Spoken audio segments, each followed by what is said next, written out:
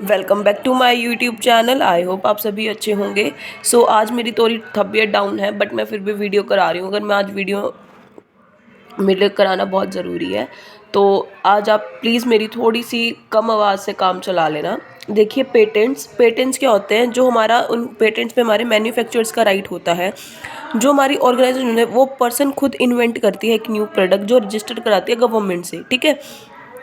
जब हमारा रजिस्ट्रेशन हो जाता है, तो जो सोल राइट होता है मैन्युफैक्चर का, उस स्पेसिफिक पीरियड के लिए होता है, उस प्रोडक्ट के ऊपर। मैन्युफैक्चर का राइट तो होता है, बट सिर्फ और सिर्फ एक स्पेसिफिक पीरियड का होता है। जिससे अगर वो मान लो 1 साल के लिए उसने रजिस्ट्रेशन कराया स्पेसिफिक पीरियड के लिए, तो फिर वो एक्सपायर हो जाए, वो रिन्यूएबल हो जाता है। तो जो ऑर्गेनाइजेशन है, वो मैन्युफैक्चर प्रोडक्ट का इटसेल्फ से ऑर्गेनाइजेशन नहीं करा सकती, ठीक है। जो भी हमारा सेल प्राइस होगा, राइट होगा मैन्युफैक्चर का, थर्ड पार्टी का, वो सिर्फ मैन्युफैक्चरर्स के पास राइट होगा। और जो हमारा ऑर्गेनाइजेशन है, वो परचेज भी कर सकती है इस गुडविल को, ठीक है। तो उसके लिए प्रोसेस में क्या है कि ऑनरशिप एंड एग्जिस्टेंस, सबसे पहले हमें ये वेरीफाई करना पड़ता है जो हमारे ऑडिटर, जो हमारा पेटेंट्स है, वो एग्जिस्ट करते हैं नहीं करते। तो ऑडिटर को खुद से चेक करना पड़ता है ईच एंड एवरी पेटेंट को, उनकी रजिस्टर्ड क्वांटिटी क्या है, डेट और पीरियड क्या है। और जो भी रिज़ल्ट निकलता है पेटेंट की इन्वेंशन का, और जो गवर्नमेंट ने अप्रूवल दिए हैं, सारे सर्टिफिकेट जो भी इशू करते हैं वो गवर्नमेंट से, उनको भी वेरीफाइड करना पड़ता है। साथ ही साथ जो भी उनकी रिसिप्ट होती है रिन्यूएबल चार्जेस पेड की, वो भी चेक करता है। साथ ही साथ ये भी चेक करता है किस केसेस में उन्होंने परचेज़ करे हैं और कब कब परचेज़ करे हैं। साथ ही नंबर ऑफ़ पेटेंट कितने हैं, वो भी बहुत ज़्यादा हैं कम है, वो भी ऑब्टेन करता है। और साथ ही साथ एक शेड्यूल बनाता है जो पेटेंट के क्लाइंट्स हैं, और उन सारे पेटेंट्स की सारी डिटेल निकालता है जो ईजी अवेलेबल हो सके। उसके बाद है रिवेन्यू एक्सपेंसेस। जो भी फ़ीस होती है गवर्नमेंट की, जो हम पेटेंट्स के लिए देते हैं, वो फ़ीस अगर वो पेड नहीं है, एक्सपायर हो चुके हैं, तो उसे भी वो मेंटेन करता है उस पीरियड का, वो जो हमारे रिवेन्यू एक्सपेंसेस होते हैं। और जो अगर हमने जो हमने पेड कर दी है या नहीं है, उनको हम डेबिटेड कर देते हैं हमारे प्रॉफिट एंड लॉस अकाउंट में। ऑडिटर ये भी देखता है साथ साथ कि हमने जो फीस पेड करी है, वो ड्यूरिंग द ईयर करी है, हर साल करी है या नहीं करी। और जो भी वाउचर्ड होते हैं रिसीव्ड रिसिप्ट के, वो भी उन्हें वेरीफाइड करता है। उसके बाद आती है वैल्यूएशन। जो भी हमारे पेटेंट की वैल्यू हम रीवैल्यू कराते हैं, तो ऑडिटर को ये इंश्योर करना पड़ता है कि किस बेसिस पे जो हमारी रीवैल्यू हुई है और कितनी कॉस्ट हुई है। और साथ ही साथ ये भी अप्रिसिएशन लगाता है पेटेंट्स का कि वो रिकॉर्डेड करे गए हैं बुक्स ऑफ अकाउंट्स में या नहीं करे गए। राइट ऑफ जो भी हमारे कॉस्ट होती है पेटेंट्स की, उन्हें राइट ऑफ करता है over the time of period. और जो हमारे पेटेंट की जो वैलिड होती है 16 साल तक, वो पेटेंट्स भी राइट ऑफ होता था ओवर टू 16 ईयर। और जो भी चेंजेस आते हैं ड्यूरिंग द टाइम ऑफ उस पीरियड के टाइम पे, उसे भी वो चेक करता है। और जो भी ऐसा होता है, वो डिमांड होती है उस प्रोडक्ट की, उस पेटेंट अवेलेबल की, वो एग्जिस्ट कर रहा है और प्रोडक्ट की गोज फैशन के आउट ऑफ तो नहीं जा रहा। जो भी रिमेनिंग वैल्यू होती है पेटेंट की, हम उसे टाइम टू टाइम, बिफोर उसके टाइम होने से पहले, उसे राइट ऑफ करते रहते हैं ना। कॉपीराइट्स क्या होते हैं? देखिए, कोई भी एक सोल राइट पब्लिश करना, any creation is a copyright, जो इंक्लूड करती है टैक्स रिटर्न को बाय वन सेल्फ, और एग्रीमेंट है पब्लिशर का टू पब्लिश इट। फॉर इन्होंने एग्जांपल दिया है, अगर हम पब्लिशर एक हैंड रिटन बुक लिख रहा है, रीपब्लिश कर रहा है, रीप्रिंटिंग कर रहा है, ट्रांसलेशन कर रहा है लैंग्वेज की, तो उस पब्लिशिंग हाउस को हम एग्रीमेंट देते हैं जो ऑडिटर के पास होता है। उसका पास पूरा राइट है through out the life. Auditor के पास कि 50 ईयर तक, उसकी डेट तक उसे वेरीफाइड करेगा, ठीक है ना। और उससे पहले ऑनरशिप, ये देखना कि उसकी कॉपीराइट की ऑनरशिप एग्जिस्टेंस है या नहीं है, पब्लिशर के पास शेड्यूल है या नहीं है, डिटेल है कॉपीराइट्स की, उन सारे शेड्यूल को वेरीफाई करता है। रजिस्ट्रेशन सर्टिफिकेट देखता है, क्योंकि नेसेसरी है हर एक कॉपीराइट को रजिस्टर होना। साथ ही साथ ये भी देखना होता है जो परचेज हुए हैं, वेरीफाइड एग्रीमेंट है, वो एंटर्ड करे गए हैं पब्लिशर में या नहीं करे गए हैं। रेलिवेंट बुक्स कौन सी है, जो कॉपीराइट वो रजिस्टर्ड हुए हैं और जो शुड बी वेरीफाइड है या रेलिवेंट सर्टिफिकेट नहीं है, ठीक है। उसके बाद वैल्यूएशन, जो भी हमारे कॉपीराइट है वो वैल्यूड होते हैं हर एक साल, उनकी टेक्निक्स होती है रिवैल्यूएशन की। और लॉसेस भी होते हैं राइट ऑफ करने के लिए प्रॉफिट एंड लॉस अकाउंट में। जो भी हमारी कॉस्ट होती है कॉपीराइट की, वो भी डिटरमाइन करे जाते हैं, एग्रीमेंट के साथ एंटर करे जाते हैं। साथ ही साथ जो हमारा पब्लिशर है, ऑडिटर है, वो भी हर एक प्रॉफिट, एनी कोई भी प्रॉफिट होता है हमारे रिवैल्यूएशन ऑफ कॉपीराइट से, वो भी रिकॉर्ड नहीं करे जाते हैं। तो उन सारी चीज़ों को वो अच्छे से चेक करता है और उन्हें रिटर्न ऑफ भी करता है। Now last and final trademark. Trademark क्या होता है, नॉर्मली क्या होता है, हर एक जो एवरी प्रोडक्ट जो मैन्युफैक्चर उसके पास एक ट्रेडमार्क होता है, लाइक कोलगेट का टूथपेस्ट, फिलिप्स, रॉडिस, बजाज, इन सब का एक ट्रेडमार्क है जो उन्हें हेल्प करता है इस प्रोडक्ट की मैन्युफैक्चरिंग करने में। डिफरेंट डिफरेंट मैन्यू वो रिकॉग्नाइज कर सकते हैं अपने अपने प्रोडक्ट को। और ट्रेडमार्क एक नाम होता है, एक प्रोडक्ट का एक मार्क होता है प्रोडक्ट का। फॉर एग्जाम्पल इन्होंने कहा है वनस्पति का है, चाय का लदन का है, चीप बीड़ी का है, तो इन सारे ये ट्रेडमार्क एज वेल इनका नेम होता है हर एक प्रोडक्ट का, और उनका रजिस्ट्रेशन होता है विद द गवर्नमेंट। कोई भी ऐसा मैन्युफैक्चर नहीं है जो ट्रेडमार्क यूज़ नहीं करता हो, नाम यूज़ नहीं करता हो। अकॉर्डिंग टू लेस्क्यू, trademark or a trade name is the symbol by which an advertiser may distinguish his goods for those of his competitor. The right of the exclusive use of a trademark may be obtained by registering it with the Controller General of Patents, Designer and Trademark। ठीक है, तो हम trademarks को कैसे verify करते हैं? सबसे पहले ऑनरशिप एंड एग्जिस्टेंस।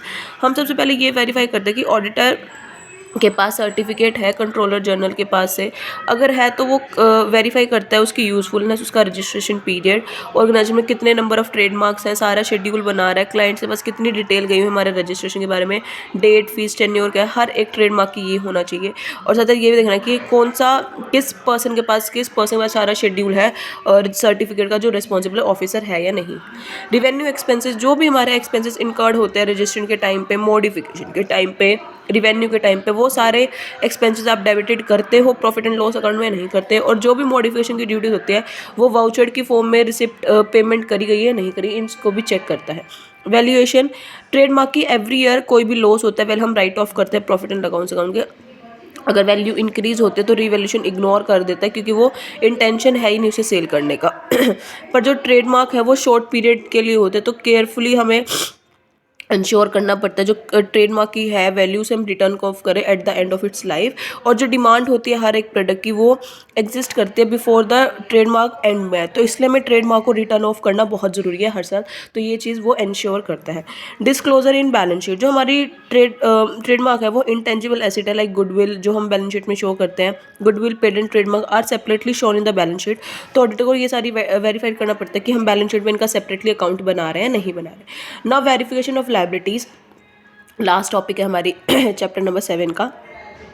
तो लाइबिलिटीज़ की कैसे करते हैं, जैसे हमने एसेट्स की करी, हम उनको करेक्टली शो नहीं करते बैलेंस शीट को क्योंकि वो लीजर और हाई वैल्यू होती है, but in the contact of the view हम कुछ स्टेटमेंट ऑफ अफेयर्स और देते हैं बिजनेस के। तो ऑडिटर को बहुत सारी एक्सरसाइज करनी पड़ती है in the case of verifying liabilities, क्योंकि जो हम उन्हें सिर्फ वेरीफाई नहीं करना पड़ता, उन्हें आइडेंटिफाई भी करना चाहते हैं। और ये भी देखना पड़ता है कि जो लाइबिलिटीज़ है वो अप्रोप्रिएटली डिस्क्लोज्ड हुई या नहीं है, वो एक्यूरेट है या नहीं है, related to the management business है या नहीं है। जो भी पॉसिबिलिटी होती है सर्टिफिकेट को एक्सटेंड करने की, सारे रिस्पॉन्सिबल ऑफिसर से निकालने की, सारी जजमेंट पास करने की, तो उसके रिगार्ड में होती है। जो भी जजमेंट होती है ऑडिटर की, सारे नेसेसरी हम लाइबिलिटीज़ को करते हैं, सारे एक्सपेंसेस देखते हैं, सारी लाइबिलिटीज़ देखते हैं, जो भी इनकर्ड हुई है ड्यूरिंग द ईयर वो सारी बुक्स ऑफ अकाउंट्स में डिटेल रिकॉर्डेड है या नहीं है। सबसे पहले ट्रेड क्रेडिटर्स, जो हमारी ऑर्गेनाइजेशन होती है परचेज क्रेडिट पे करते हैं तो उसको हमको ट्रेड क्रेडिटर्स कहते हैं। तो ऑर्गेनाइजेशन इसमें पेमेंट नहीं करती है till the date of the balance sheet, तो हमें क्रेडिटर्स को हमारे बैलेंस शीट में, लाइबिलिटीज़ की साइड बैलेंस शीट में शो करना पड़ता है। और क्रेडिटर्स अगर रिकॉर्डेड नहीं है इंडिविजुअली तो उनका नाम भी हमें कलेक्टिवली ट्रेड क्रेडिटर्स में दिखाना पड़ता है। जो ट्रेड क्रेडिटर वो डिस्क्लोज होते हैं बैलेंस शीट में जब उन्हें वेरीफाई करते हैं। जो हमारे ट्रेड क्रेडिट्स है उनका हम एक शेड्यूल बनाते हैं बैलेंस शीट में जो ऑब्टेन्ड होता है। जो भी वो शेड्यूल होता है वो रजिस्टर्ड ऑर्डर रजिस्टर के, इनवॉइस रजिस्टर के, जो भी हमें गुड्स रिसीव लेजर्स के से वेरीफाइड करा जाता है। जो भी हमारा स्टेटमेंट ऑफ अकाउंट है जो हमें रिसीव होता है at the end of the year credit का, वो हम टैली करते हैं हमारे इंडिविजुअल अकाउंट से जो हमारे पास बैलेंसेस हैं। अगर पॉसिबल है जो उनकी पेमेंट्स हम शो कर रहे हैं क्रेडिटर की, उनको भी हम अच्छे से चेक करते हैं कि वो करेक्टली शो करी गई है या नहीं करती। अगर हमें फ्रॉड दिखता है उसको हम डिटेक्ट करते हैं हमारे statement of books of accounts में। जो भी हम मटेरियल या गुड्स परचेज करते हैं उसका सारा इफेक्ट हमारी सेल्स पर, ग्रॉस प्रॉफिट पे पड़ता है। तो जो हमारा रेट ऑफ ग्रोथ है वो करंट ईयर में हम मैच करते हैं with the rate of growth ताकि प्रीवियस ईयर का, तो जो मेजर डिफरेंस है वो हमें पता चल जाए। जो भी हमारे इनवॉइसेस हम परचेज करते हैं, रिसीव करते हैं आफ्टर द ईयर, जो भी हम वेरीफाइड करते हैं वो इंश्योर करते हैं जो हमारे परचेजेज हैं वो इंक्लूडेड है हमारे क्रेडिटर्स में। जो भी हमारा कैश है, डिस्काउंट हमें रिसीव होता है आफ्टर द बैलेंस शीट, हम उसे भी वेरीफाइड करते हैं उसकी करेक्टनेस की, जो हमारे बैलेंस आउटस्टैंडिंग थे वेरियस क्रेडिटर्स के वो सही है गलत है। और रिटर्न कम्युनिकेशन तो बहुत ज़रूरी है ऑफ द क्रेडिटर जब हम एंड करते हैं, ये आपको हर एक में मिलेगी लाइन। नाउ लोन, जो भी हमारे शॉर्ट टर्म और लॉन्ग टर्म और लोन हमें होते हैं during the running the business, उसको हम कैसे वेरीफाई करते हैं। ऑडिटर सबसे पहले ये चेक करता है कि कौन कौन से हमने वेरियस लोन्स लिए हमारे क्रेडिटर से, और इंडिविजुअल लोन अकाउंट से वो टैली करता है।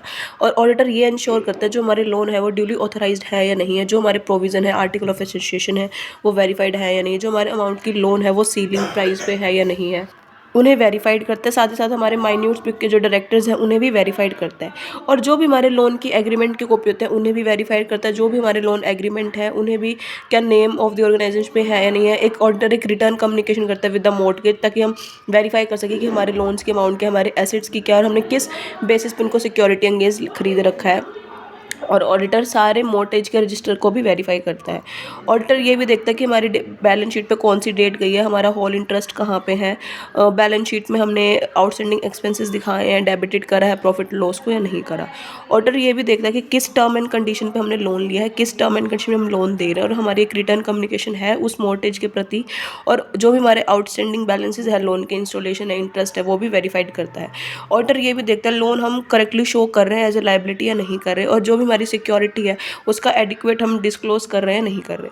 नाउ डिबेंचर्स, जो भी हमारे ऑडिटर है वो केयरफुली मेमोरेंडम ऑफ एसोसिएशन और आर्टिकल ऑफ एसोसिएशन को वेरीफाई करता है कंपनी के right of issue of debenture से, क्योंकि मैक्सिमम अमाउंट हमारी डिबेंचर इशू करने में चले जाते हैं। तो उसको ये देखना पड़ता है कौन से हमने डिबेंचर इशू करे विद द विच लिमिट के बेसिस पे करें हमने आर्टिकल ऑफ एसोसिएशन से। प्रोविज़न है लिमिटेड स्पेसिफिक कंडीशंस के बेसिस पे करे हैं, किस अंडर करे हैं। जो भी हमारी कॉपी है डिबेंचर की, ट्रस्ट डीड है, वो वेरीफाइड हो जाते हैं, टैली करते हैं हम डिबेंचर अकाउंट से। अगर ऑडिटर को नेसेसरी फील होता है तो वो सर्टिफिकेट भी देखता है कि हमने किस किस डिबेंचर होल्डर को क्या क्या डिबेंचर दे रखे और वेरीफाई करता है। जो भी हमारे डिबेंचर है वो हम प्रीमियम पे, डिस्काउंट पे, किस पे हमने इशू कर रखा है, ऑडिटर ये भी देखता है नॉमिनल वैल्यू क्या है हमारे डिबेंचर की, प्रीमियम किस किस को दे रखा है, हमारे कैपिटल रिजर्व हमने डेबिटेड करे हैं नहीं है। जो भी हमारे डिस्काउंटेड और हमारे प्रीमियम पे हमने डिबेंचर दिए हैं वो फिक्टिशियस एसेट्स पे हमने शो कर रहे हैं, रिटर्न ऑफ करें या नहीं करें। जो हमारे अमाउंट ऑफ प्रीमियम के हमें रिसीव हुई या नहीं, और हमने किस डिविडेंड पे हमें डिबेंचर होल्डर को डिविडेंड देना है, ये भी वेरीफाई करता है। जो भी हमारे रजिस्टर के चार्ज होते हैं उन्हें भी वेरीफाई करता है, एग्जामिनेशन करता है, और किस बेसिस पे हमने सिक्योरिटी एंगेज लोन ले रखा है उसे भी वेरीफाइड करता है। ऑडिटर सारी अरेंजमेंट देखता है रिडम्पशन ऑफ डिबेंचर की, किस प्रोविजन पे हमने क्रिएट करा है, कौन सा प्रोविजन मेड करा है, एडिक्वेट करा है नहीं करा, और प्रोविज़न हमारे आर्टिकल ऑफ एसोसिएशन में मेंशन्ड है या नहीं है, इसको भी वो मेंशन देखता है। नाउ बीपी आपने पहले भी पढ़े हैं, तो देखिए जो हमारा ऑडिटर है एक शेड्यूल मेंटेन करता है कि जो हमारे आउटस्टैंडिंग बिल पेबल्स है वो उन्हें टैली करता है हमारे schedule of BP bill payable account और हमारे पेबल अकाउंट से। जो भी हमारे बिल्स की पेमेंट होती है वो हमारे रिसीव बैंक में आती है, और जो हमें अमाउंट बिल पेबल से वेरीफाइड करते हैं हमारे जो हमें बिल रिसीव हुए हैं। अगर जो हमारे बिल्स की पेमेंट हमें मेड हुई है वो हमारे मैच कर जाते हैं हमारे बैंक पासबुक से, तो वो वेरीफाइड हो जाते हैं। अगर कोई बिल डिसऑनर्ड हो जाए या ऑर्गेनाइजेशन से पे करने में इंटरेस्ट रह जाए, नोटिंग चार्जिंग, तो ऑडिटर ये भी देखता है कि हमने रिकॉर्ड करा है अप्रोप्रिएटली बुक में या नहीं करा। और ऑडिटर ये भी देखता है कि जो हमने अबव एक्सपेंसेस करे हैं मेंशन में से वो हमारे सही हैं प्रॉफिट एंड लॉस अकाउंट में या नहीं है। जो भी हमारे बीपी वेरीफाइड होते हैं हमारे बैलेंस शीट से, कैश बुक से या कपल ऑफ वीक से, हमारे बैलेंस से इंश्योर करती हैं, और ये भी देखते हैं कि हमने किस टाइम पे ऑडिट पेमेंट करी है नहीं करी है। साथ ही साथ एक रिटर्न कम्युनिकेशन करता है, सारे ड्रॉर्स निकालता है बिल्स के, और करेक्ट अमाउंट उनकी चेक करता है। बैंक ओवरड्राफ्ट, जो भी हमारे बैंक ओवरड्राफ्ट हमारी बैलेंस शीट से मैच होना चाहिए, जो भी हमारी है कैश बुक से चेक करता है, और जो भी हमारे बैलेंसेस ओवरड्राफ्ट रह चुका है या फिर इंटरेस्ट पेड है उन्हें भी क्लैरिफाई करता है विद द रिटर्न कम्युनिकेशन। ऐसे ही जो हमारे क्रेडिटर फॉर कैपिटल एक्सपेंडिचर है उन्हें भी एक्सपेंसेस चेक करता है, कंडीशंस क्या क्या है उन्हें भी वेरीफाइड करता है, रिटर्न कम्युनिकेशन करता है, ताकि क्रेडिटर्स की एक पूरी इन्फॉर्मेशन, और जैसे हमने एसेट्स अकाउंट्स की करी थी एडिशन में, वैसे ही वो लाइबिलिटीज़ की करता है। नाउ आउटस्टैंडिंग एक्सपेंसेस, जो भी हमारे आउटस्टैंडिंग एक्सपेंसेस है वो इनकर्ड होते हैं हमारे फाइनेंशियल ईयर में, उन्हें भी चेक करता है लास्ट डेट तक। और जो भी हमारे ऑडिटर है अडॉप्ट करते हैं प्रोसीजर, क्या करते हैं ऑडिटर, ये सबसे पहले ये चेक करता है कि ऑडिटर ये चेक करता है कि जो हमने सर्टिफिकेट ऑब्टेन करा है वो रिस्पॉन्सिबल ऑफिसर के पास है या कोई एक्सपेंसेस आउटस्टैंडिंग बैलेंस शीट में तो नहीं है, और साथ साथ ये चेक करता है जो हमारे आउटस्टैंडिंग है वो कौन कौन से क्लाइंट से हैं। ऑडिटर ये भी वेरीफाई करता है जो हमारे रिकरिंग एक्सपेंसेस है, रेंट, इलेक्ट्रिसिटी, वेजेस, ये हमारे कंक्लूजन पे लास्ट डेट पे बैलेंस शीट में शो करे गए या नहीं करे गए, और जो भी हमारे एक्सपेंसेस होते हैं वो अकाउंट में वेरीफाइड है या नहीं है, सारे बिल्स रिसिप्ट्स। और साथ ही साथ जो भी हमारे एक्सपेंसेस नॉन रिकरिंग नेचर के हैं उनकी इनवॉइसेस नेक्स्ट ईयर वेरीफाइड करे जाएंगे, और जो इस ईयर इंक्लूड नहीं हुए। ऑडिटर ये भी वेरीफाई करता है कि कैश बुक में हमने एक्सपेंसेस को इंश्योर करा है नहीं करा, और इंक्लूड किस ईयर किया किस ईयर नहीं किया। जो भी हमारे एक्सपेंसेस इनकर्ड होते हैं, जो भी डिटेल होती है वो हमें रिसीव नहीं हुई है, तो ऑडिटर उनके एडिक्वेट प्रोविज़न बनाता है और उन्हें चेक करता है। जो भी हमारे आउटस्टैंडिंग एक्सपेंसेस हैं करंट ईयर में उन्हें भी कंपेयर करता है, और साथ ही साथ ये भी चेक करता है जो हमारे प्रीवियस ईयर हुए हैं और हमारे जो इस साल नहीं हुए हैं। जो भी हमारे टोटल रिकरिंग एक्सपेंसेस है प्रीवियस ईयर से और टोटल एक्सपेंसेस से कंपेयर करता है प्रीवियस ईयर के और करंट ईयर को, और जो हमारा मेजर डिफरेंस आता है उन्हें भी डिस्क्रिपेंसीज करता था कि क्या रीज़न है हमारे इतने बड़े डिफरेंसेस आने का। नाउ कैपिटल आपको पता है नॉट अ लायबिलिटी, बट हमें उसे वेरीफाई करना बहुत ज़रूरी है कि हमारी कैपिटल कहाँ कहाँ लगी है। इन द कंपनी जो हमारी न्यू कंपनी होती है ऑडिट होती है वो फर्स्ट टाइम डन करी जाती है, तो audit carefully memorandum of association article of अच्छे से रीड आउट करता है, और ऑडिटर ये वेरीफाई करता है हमारी cash book, passbook, minutes book directors की कि कहाँ पे नंबर ऑफ शेयर्स हमने दिए हैं, क्लासिफिकेशन, मनी पेड अप का है, शेयर होल्डर्स कौन है, और किन कौन को हमने मनी पेबल करने हैं कैश मेड से। जो भी हमारे शेयर्स होते हैं, वेंडर्स होते हैं, कॉन्ट्रैक्ट होते हैं, वेंडर उन्हें भी वेरीफाइड करता है, और कोई न्यू मेंबर कंपनी का है ऑडिट होता है वो भी प्रीवियस ईयर में करा जाता है। कोई भी इंक्रीज डिक्रीज होता है वो भी वेरीफाइड करा जाता है, और कोई भी चेंजेस आते हैं प्रोविज़न में तो वो कंपनीज एक्ट्स के अकॉर्डिंग, सेक्शंस के अकॉर्डिंग हो जाता है। जो भी हमारी रिडक्शन होती है शेयर कैपिटल में सेक्शंस के अकॉर्डिंग वो से भी वेरीफाइड करना बहुत ज़रूरी होता है एज़ पर द प्रोविजंस। और हम ये भी वेरीफाइड करते हैं जो हमारी पार्टनरशिप फॉर्म है वो एग्रीमेंट में लुक आफ्टर हुई है या नहीं हुई है। कंडीशन लायबिलिटी ये पेबल नहीं होती पर हमारी बैलेंस शीट में शो होती है क्योंकि अकरेंस होती है in the future of the condition liability, क्योंकि एक्चुअली रियलाइज होते हैं पर डिपेंड होती है पर्टिकुलर इवेंट पर। और जो अमाउंट होती है लायबिलिटी की वो कंफर्म नहीं होती ड्यू टू अनसिक्योरिटी, उसको हम कंडीशन लायबिलिटी बोलते हैं, क्योंकि लायबिलिटीज कंफर्म नहीं होती, हमें बोल के नहीं आती, वो बाई चांस आ जाती है जो हमारी हमें बैलेंस शीट में शो करनी पड़ती है। कंडीशन लायबिलिटी दो टाइप की होती है, liabilities which ultimately result in a loss और कुछ exchange of the asset of equal amount of receive. Example दे रखा है बिल रिसीव हुआ डिस्काउंट नॉट मेच्योर्ड, कोई गारंटी नहीं है, कॉल्स करी पार्टली पेड अप शेयर्स की नहीं मिली, कंपनी का एक्नॉलेजमेंट हो गया, पेनल्टीज हो गई, या डिविडेंड या कुमुलेटिव शेयर लॉस में हो चले गए। तो हमें कंटिंजेंट लायबिलिटी का एक फुट नोट बनाना पड़ता है ताकि हमें पता चल जाए कि हमारे ये कंटिंजेंट लायबिलिटीज है। तो इसका प्रोसीजर क्या रहता है, ऑडिटर सबसे पहले डिटेल निकालता है कंटिंजेंट लायबिलिटी की क्लाइंट्स की, और रिजल्ट देखता है कि हमारी कौन कौन सी लायबिलिटीज़ हैं कंटिंजेंट। ऑडिटर ये देखता है कि कंडीशन लायबिलिटी किस माइन्यूट्स बुक के हुई है, डायरेक्टर्स की मीटिंग है, अनयूजुअल कॉन्ट्रैक्ट्स हैं और किस बेसिस पे वेरीफाइड करनी है। ऑडिटर ये भी देखता है एडिक्वेट प्रोविजन बनाए गए हैं ईच कंडीशन लायबिलिटी के नहीं, और एडिक्वेट प्रोविजन क्या है उन्हें रिपोर्ट करता है। अनमेच्योर बिल्कुल डिस्काउंटेड हुए हैं कैसे हुए हैं उन्हें वेरीफाइड करता है, उनकी डिटेल रिसीव निकालता है। जो भी अनकॉल अमाउंट है शेयर्स की कंपनीज की उन्हें वेरीफाइड करता है। अलॉटमेंट रिसिप्ट शेयर्स देखता है, सारे एंगेज क्लेम्स हैं उन्हें भी डिस्कस करता है लॉयर से और सेम डेट पे ऑब्टेन करता है। गारंटीज देता है थर्ड पार्टी की ताकि डॉक्यूमेंट्री एविडेंस क्लैरिफाइड हो जाए। कोई भी सिक्योरिटी है लेंस के अकॉर्डिंग उन्हें भी वेरीफाइड करता है, और साथ ही साथ सारी डिस्क्लोज करता है फुट नोट में बैलेंस शीट की ताकि क्लैरिफाई हो जाए। ठीक है, तो इसी के साथ आपका चैप्टर नंबर 7 खत्म होता है। हम कल 8 चैप्टर स्टार्ट करेंगे। वीडियो को लाइक शेयर कमेंट कर देना एंड चैनल को सब्सक्राइब कर देना। Thank you, have a nice day.